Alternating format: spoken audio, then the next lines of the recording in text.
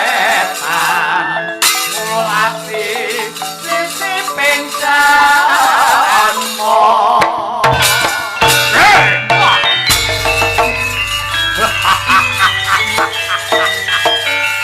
anak ratu Mandaraka wis rawo oh Bapak WA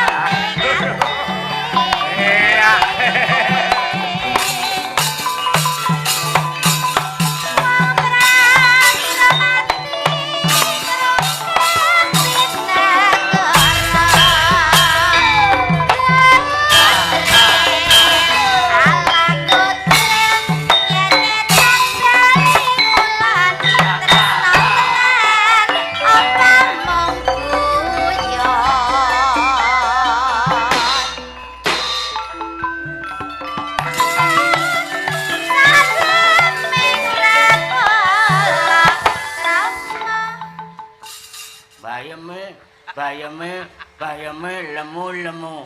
Ayame yen wis ketemu. Bayame ijo-ijo. Ayame yen duwe bojo.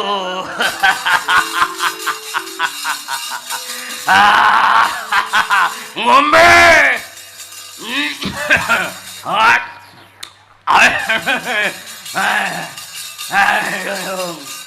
Ayo.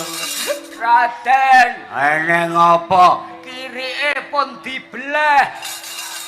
Aku ngenge ana ndase. Buris Rawa madhep rene.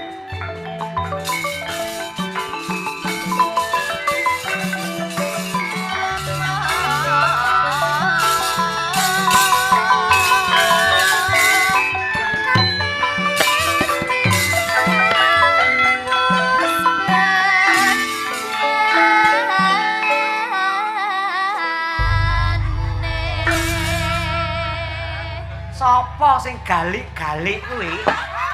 Bojoan kula.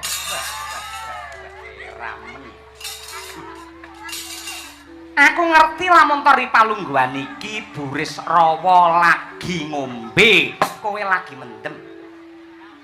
Mongko pangandikane para pinter kae, wong ngombe entek sak gelas kuwi candrane kaya Eka Patmosari. Eka kuwi dalan. Kose ta kose. Eka kuwi siji, Patma kuwi kembang sari wis ngarani wong ngombe entek sak gelas. Prasasat kaya kembang sing lagi megar. Parandene segelas tek ora gelem mandhek nganti entek 2 gelas. Yen 2 gelas kuwi candrane kaya dwi amratani. Duwi loro amratani rata sak randuning awak. Entek 2 gelas tik ora mandhek malah 3 gelas. Candrane kaya tri kawula busana, tri telu kawula batur busana kuwi pengageman. Kaya batur sing nganggo sandangane juragane ngilang-ngilu ana ngarep kaca. Terus 3 gelas tik ora mandhek dadine 4 gelas. Candrane kaya catur wanara rukem. Catur kuwi 4, wanara kethek, rukem ki wowowan. Candrane kaya kethek sing rebutan wowowan, pating brengok ninggal ing tata krama. 4 gelas tik ora mandhek malah 5 gelas. Candrane kaya Panca Surapanggah, Panca Kilima Surawani, panggah wis ngarani wani karo sapa wae. Mongko wis cetonge glo tanpa warna lamun to sing kok ombe kuwi disumet wae murup mesti bakal dadi srana remuke jaringan utawa remuke usus kuwi ana sakdurunge meteng. Lan apa kira-kira kowe ra mulat karo kahanan? Wong tuamu Rama Prabu Salya Ripalungguhan iki nembe nandang gerah. Apa laras cara gamelan wong tuane lagi lara tek anake malah mendem.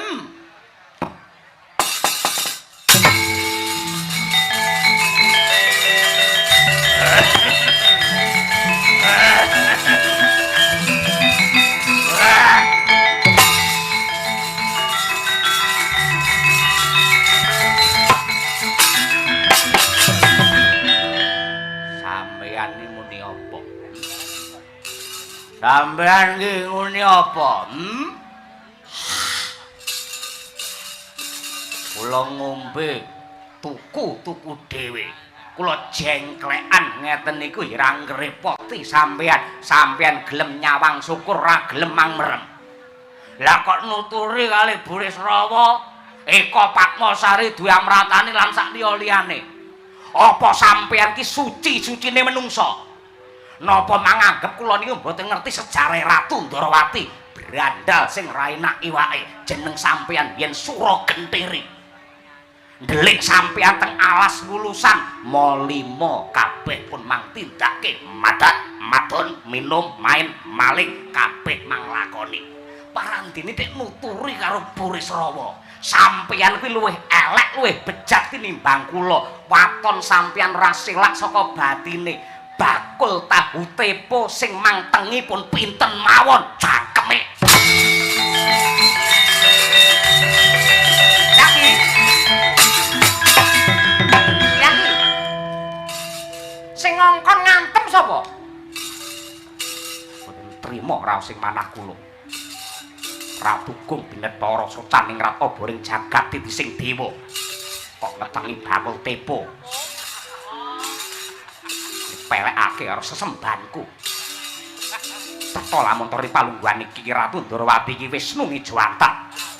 Parandene dilokke ngetengi bakul tepo. Kula mboten trima ngoten niku. Cetha lamun Burisrawa nyepelakaken dhumateng kula ngina kaliyan wong Ndrawati. Ing atase Ratu Gung Binetara parandene padhake ngetengi wis cangkemmu menengo. Burisrawa pisan kuwi malah ping 100 ngono.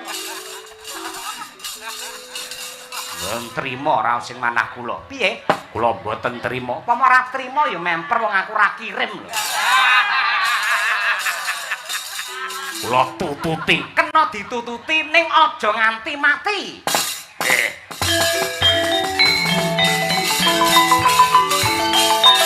Kalau aku ning Kurawa ngene. Sakine sangat menyu.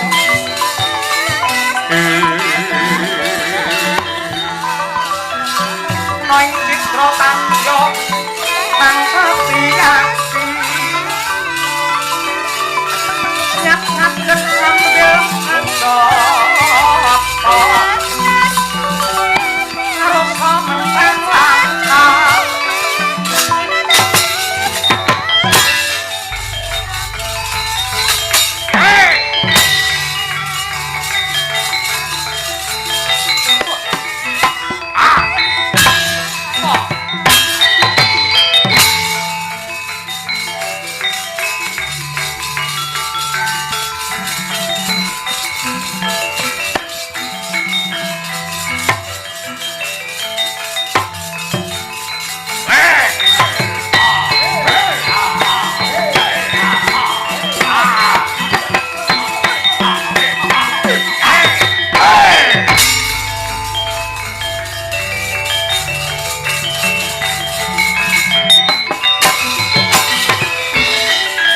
mawur mangawur-awur urahan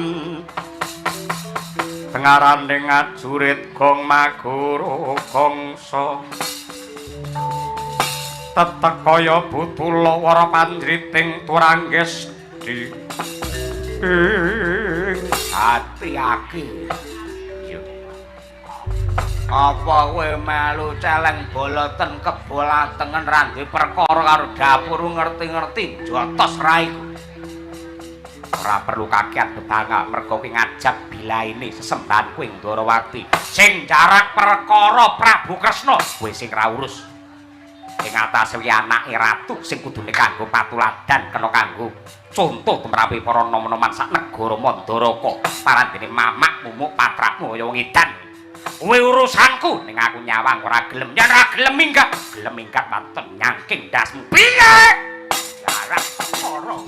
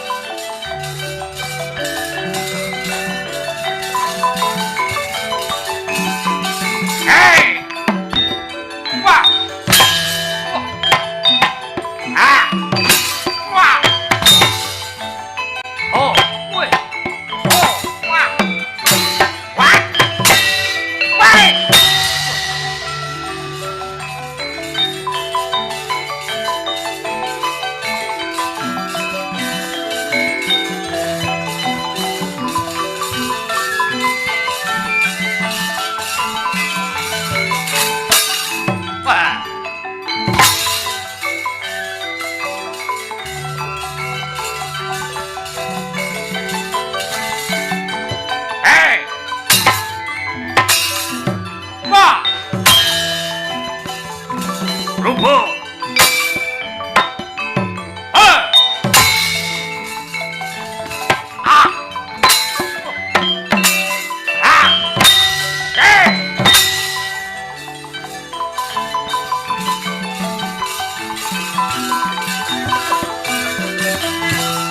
Awas.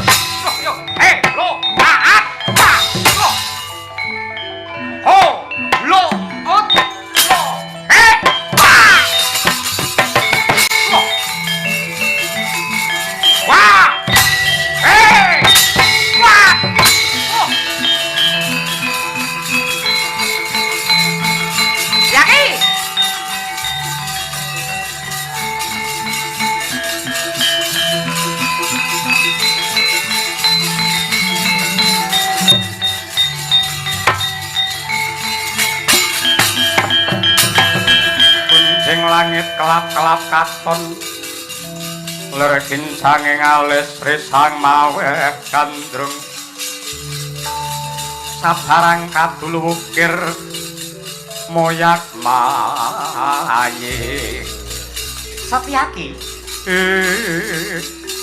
wonten dawuh badhe kula pecah sirahipun Burisrawa aja yen kowe tumindak agan tanpa paniti priksa kowe sing malah bakal kejiret karo hukum Mandaraka ning boten trima raos sing manah kula kebangeten anggenipun nyepelekaken dhumateng wong Ndrawati ing atase ratu Gustiku ki Narendra Gong Binethara padhake wong sing ngetengi bakul wis ta lambimu lho kuwi ae ora kae sing do mlumpukke wong endi yen pancen wong Mandaraka iki Gustimu gotongen lho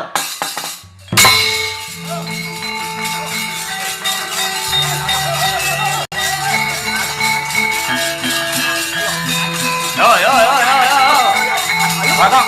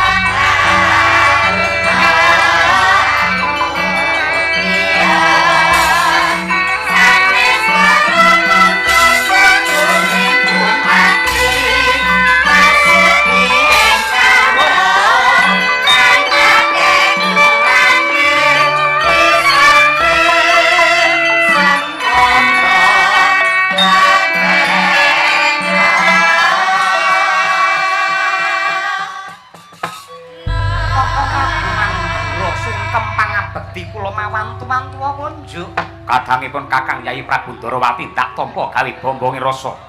Bekti kula katur Koko Prabu Mandura. Ya, Setyaki wis ndak tampa. Iki kok ning tengah dalan iki Yayi Kresna lawan Yayi Setyaki bakal menyang endi? Inggih. Badhe sowan wonten ing pertapan Talkanda. Lho, perlune ngestokaken dawuh lumantar undangan ingkang dipun tapak astani dening Yayi Prabu Duryudana supados kula nderek pirembakan utawi saraseyan magepokan kalian gerahipun Rama Mandaraka. Yen kowe teka sesuk ana ing Talkanda, kowe kecilik. Kok kecilik?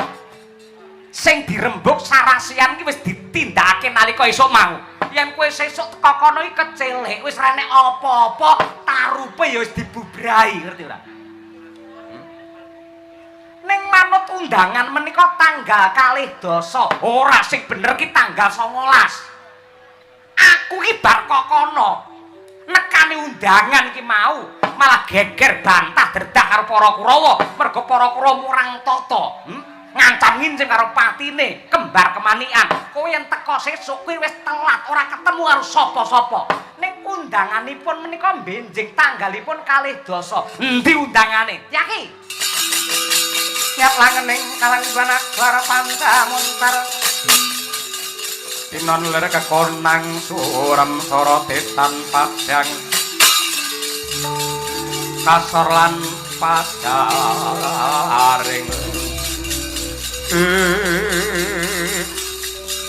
Kagyatri sangka perangu pinangkul kinempit-kempit tuk sangreknaning bawana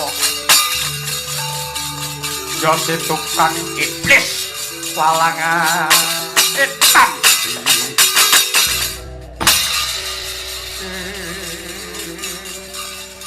undangan kok malah disuwek-suwek mangke anggen kula dahar pripun teng mrika. Iki genah wis dibikin iki genah. Ibarate lawak sing wis seda genah sing wis dibikin iki. Dipun reka kados pundi kowe diapusi karo Kurawa. Pancen sengaja direka daya undanganmu iki sesuk pamrih men kowe ora melu rembukan nalika esuk mau. Aku wis rembukan ning kono, cetha lamun to iki akal licike Patih Harya Sengkuni. Mula Kang mangkono, aku ora bakal nampa dosa lan bebenduning dewa yen entuk pangestune Yayi Prabu Ndarawati. Aku kongkonen, aku perintahan yen perlu aku mbayar ya gelem. Dipun perintah menapa? Surasane ngene. Koko Prabu Mandura, kula nyuwun tulung dumateng Paduka. Kula aturi mejahi Patih Sengkuni bakal tindake aku perintah ngono.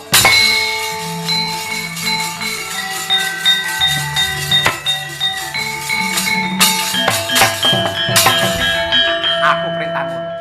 Aku njaluk tulung aku perintah ngono. Tak jejuwe kuwandane Patih Harya Sengkuni. Aku kongkonan ya sing ngongkon kuwi padha karo kongkonan dewa. Ora bakal aku nampa dosa. Aku perintah. Menawi kula mrentah Koko Prabu Mandura menapa Paduka kersa mesti wae gelem. Koko Prabu Mandura lah dalah. Monggo kasih.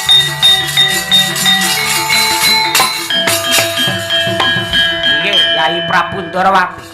Kula badhe nyuwun senjata pitulung muter. Kersa mboten kersa mesti gelem. Kula nyuwun tulung dumateng Koko Prabu Mandura sakmangke kedah kondur dhateng negari Mandura.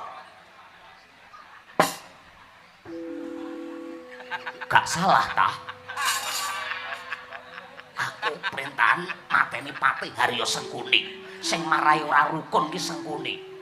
Harmonis kaya dicegali karo wong-wong sing kaya Sengkuni ngono kuwi. Aku perintahan mateni Sengkuni. Menawi kula perintah mejahi Sengkuni, Sengkuni tetep badhe mboten mati. Kok Sengkuni ora mati? Merga piye Setyaki? Merga dalu menika lakonipun sanes pejahe Sengkuni. Wong loro setel men lho. Ngono ora. Kula nggih kedah bantu dumateng Koko Prabu Ndarawati awit menika sesembahan kula. Menika pepunden kula lan boten narimakaken raos sing manah kula ing atasing Ratu Ditesing Bathara Wisnu kok dipadhake ngetengi bakul cangkemmu. Kuwi wae ora. Yen aku ora kok perintah mateni Sengkuni dasare apa? Nuwun sewu. Ngibarate Kurawa niku geni lagi ndadi yen didoli padha genine napa malih dipun siram bensin tur bensin oplosan. Mesti mawon murup makantar-kantar. Suarane mak jedor. Njur aku kula aturi sabar. Pangandikanipun para pinter innallaha ma'asabirin tegese sekali merdeka tetap merdeka. Ora kompak kali ya mana aleh turu-turu ana apa piye ngono. Awet wonten parib sinten niku? Endi? Sinten niku? Endi? Niku.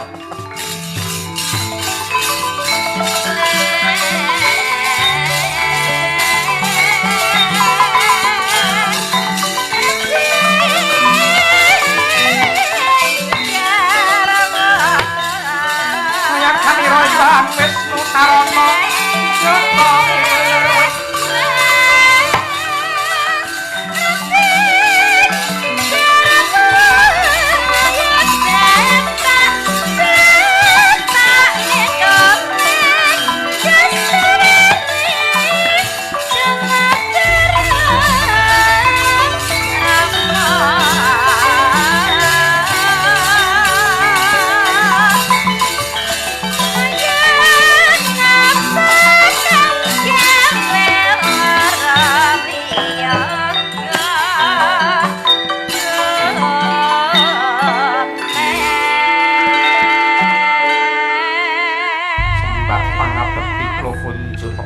Paduka Koko Prabu Ndarawati.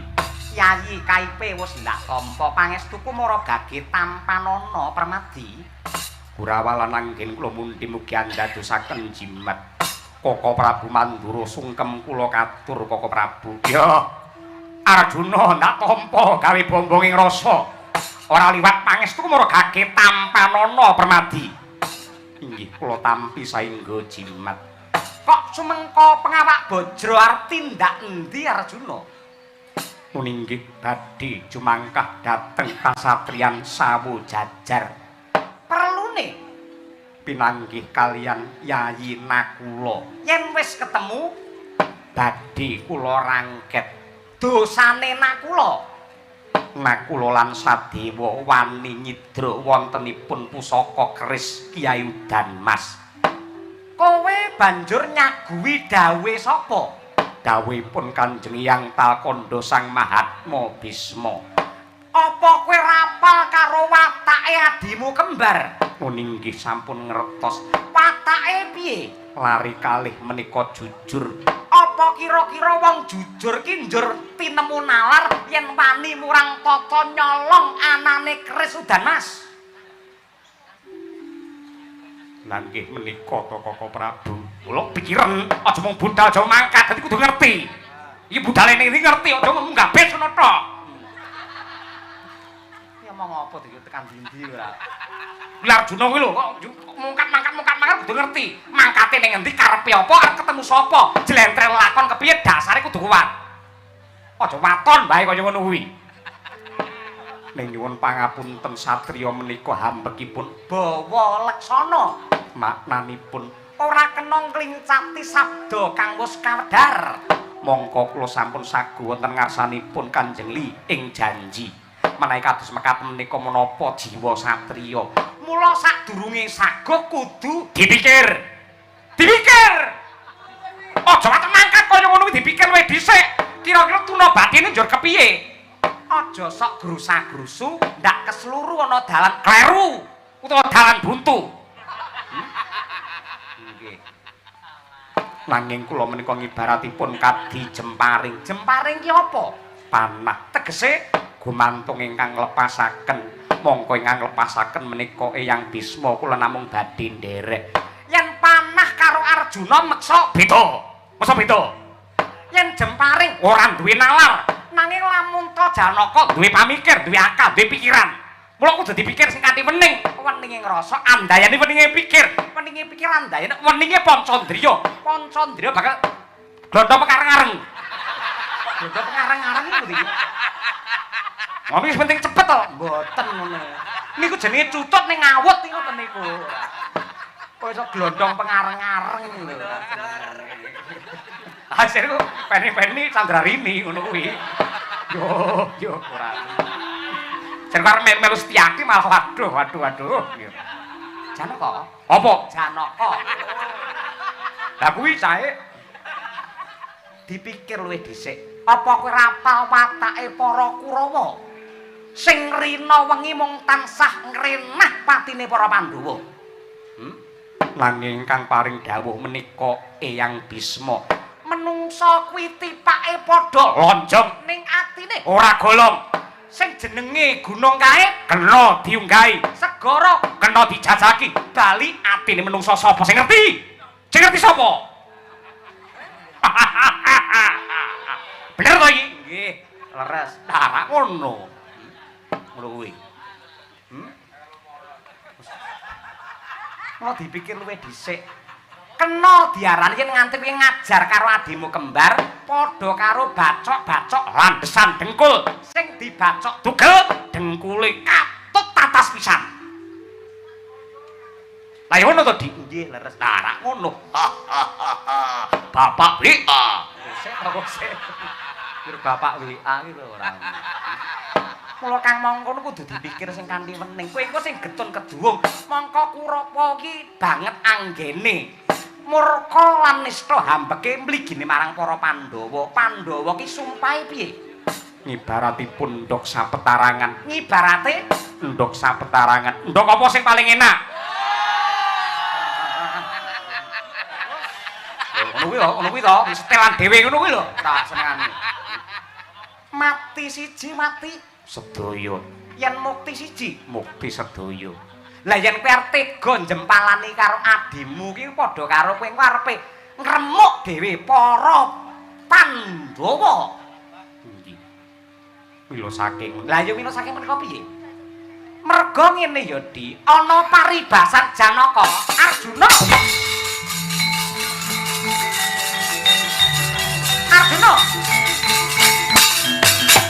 Pak Arjuna Janaka Arjuna aja lunga Arjuna Prabu mriko lho oh ya ana Arjuna iki iso ngoyake salah arah iki ayo kaya Pak Rohadi ngatasi ngubengi desa mau wis liwat kene neh Mang pinarak ingkang prayogi ampun duka dalu menika kula nyuwun ampun duka nggih mangke perkawis menika cobi kula tak ingkang budidaya mrih rampungipun